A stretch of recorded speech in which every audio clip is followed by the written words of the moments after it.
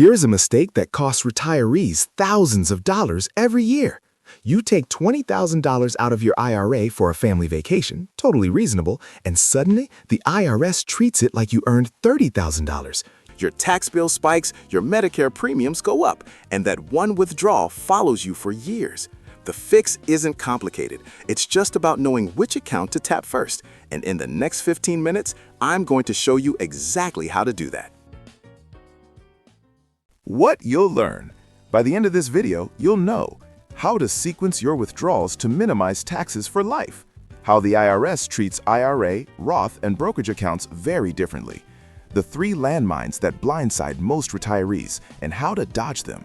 A real-world example showing how one couple keeps hundreds of thousands more just by changing the order they pull from their accounts, and a simple yearly checklist you can use at the kitchen table every January.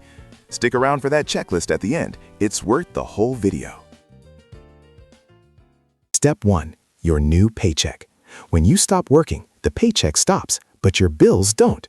So your job in retirement becomes building your own paycheck, and most people have 5 buckets to pull from: Social Security, pension or annuity if you have one, tax-deferred accounts, traditional IRA, 401k, 403b, taxable brokerage accounts, tax-free accounts, Roth IRA or Roth 401k. Social Security and pensions are your foundation, reliable, every month no matter what the market does. Everything else, you control that. Most people just look at which account has the most money and pull from there. That's the mistake, because where you pull from determines how much of it you actually keep. Step 2. The 3 big landmines. Before we talk strategy, you need to know where the danger zones are. Landmine number 1, the Social Security tax torpedo. Here's something most people don't realize. Your Social Security benefit could be 0%, 50%, or 85% taxable, depending on your total income. The IRS uses something called combined income. That's your adjusted gross income plus tax-free interest plus half your Social Security. For married couples filing jointly in 2026, under $32,000, benefits are tax-free. $32,000 to $44,000, up to 50% of benefits get taxed. Over $44,000, up to 85% gets taxed. And here's the brutal part. These thresholds haven't been updated since the 1980s, so more retirees get caught every single year. Pull an extra $2,000 from your IRA, and suddenly a chunk of your Social Security becomes taxable too. Your effective tax rate can feel like it doubled overnight. Landmine number 2, Medicare IRMA. IRMA stands for Income-Related Monthly Adjustment Amount. Basically, Medicare charges you more if your income was too high 2 years ago. In 2025, if your modified AGI exceeds $106,000 as a single filer or $212,000 as a married couple, your Part B and Part D premiums start climbing, in tiers, hundreds of dollars per month per person. The sneaky part, Medicare looks back 2 years. A big IRA withdrawal or Roth conversion at 68 can hit you with higher premiums at 70, long after you've forgotten about it. Landmine number 3, required minimum distributions. Starting in your early 70s, the IRS forces you to pull money out of your traditional IRA and 401k every year, whether you need it or not. Every dollar is taxed as ordinary income. The bigger your pre-tax accounts are when RMDs start, the bigger those forced withdrawals, and the easier it is to trigger the Social Security torpedo and IRMA at the same time. The good news, you can shrink those future RMDs if you act in your 60s. More on that in a moment. Step 3. The tax buckets in plain English. Let's quickly translate the tax code into something actually useful. Taxable brokerage accounts. When you sell, you mostly pay long-term capital gains on the growth, 0%, 15%, or 20%, depending on your income. In 2025, married couples can have up to about $96,700 in long-term gains and qualified dividends taxed at 0% if their other income is low enough. That's a huge opportunity most retirees miss. Tax-deferred accounts, traditional IRA, 401k. Every dollar out is taxed like a paycheck, ordinary income. In 2025, for married couples, the 12% bracket runs from about $23,851 to $96,950. Above that, you're in the 22% bracket. Tax-free accounts, Roth IRA, Roth 401k. Qualified withdrawals are completely tax-free. And here's what makes them so powerful in retirement. They don't count towards your Social Security combined income formula or IRMA calculations. A Roth dollar is invisible to the IRS in retirement. Think about it this way.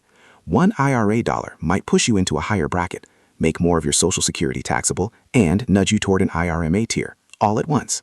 A Roth dollar does none of that. So the question isn't where is the money, it's which dollar does the least damage when I pull it out.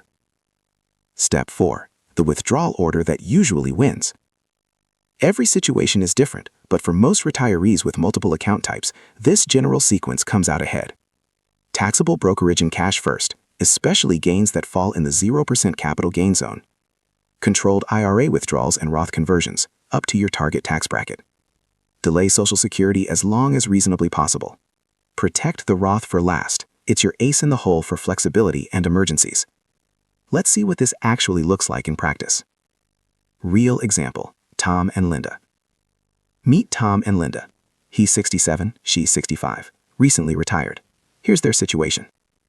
They want to spend $90,000 per year after tax, no pension.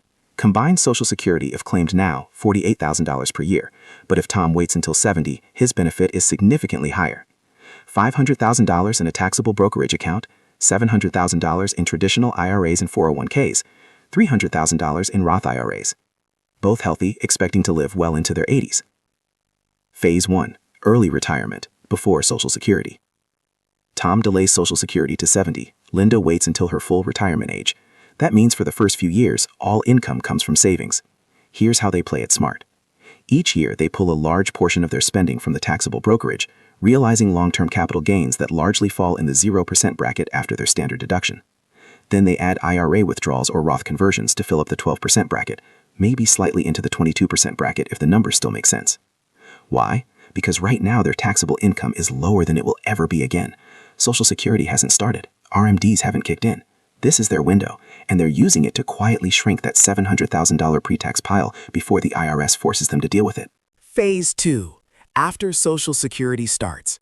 Tom turns on Social Security at 70 with a much bigger monthly check. Linda starts hers at her full retirement age. Now the picture shifts. They have a strong fixed income base. They don't need as much from savings.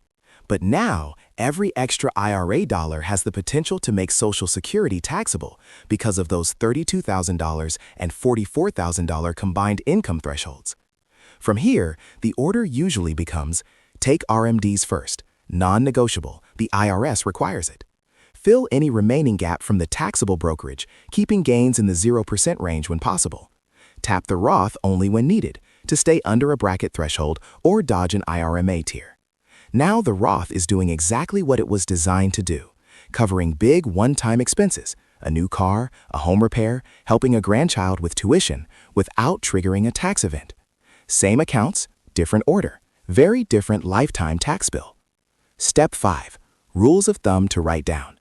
Let these guide you year to year. 1. Don't empty one bucket at a time. Spending only taxable, then only IRA, then only Roth is almost never the best approach.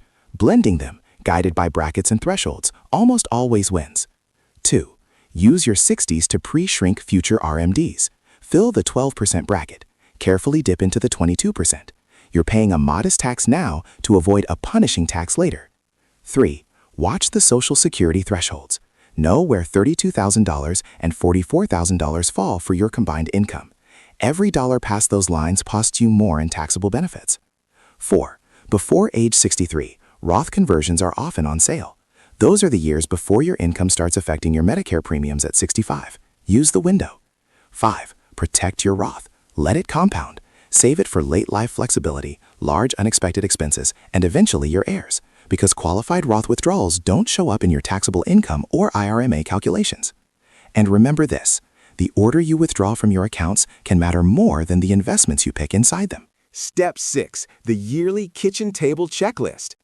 Once a year, January works well. Sit down with a cup of coffee and walk through this. Bring your tax return from last year.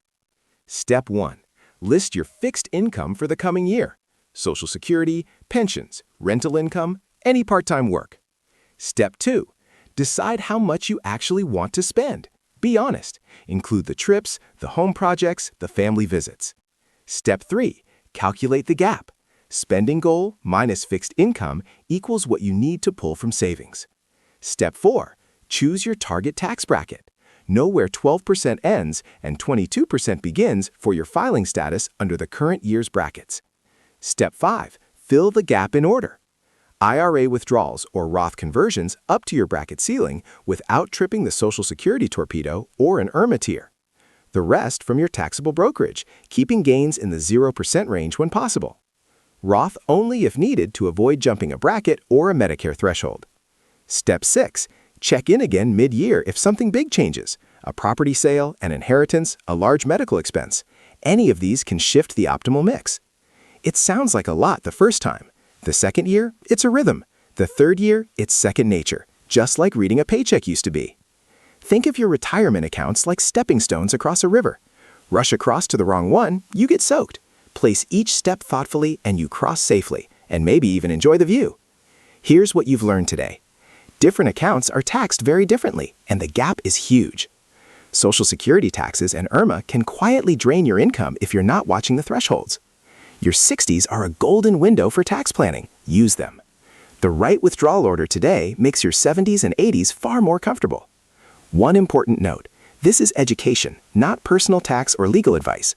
The right strategy for you depends on your health, your state taxes, your filing status, and your full financial picture.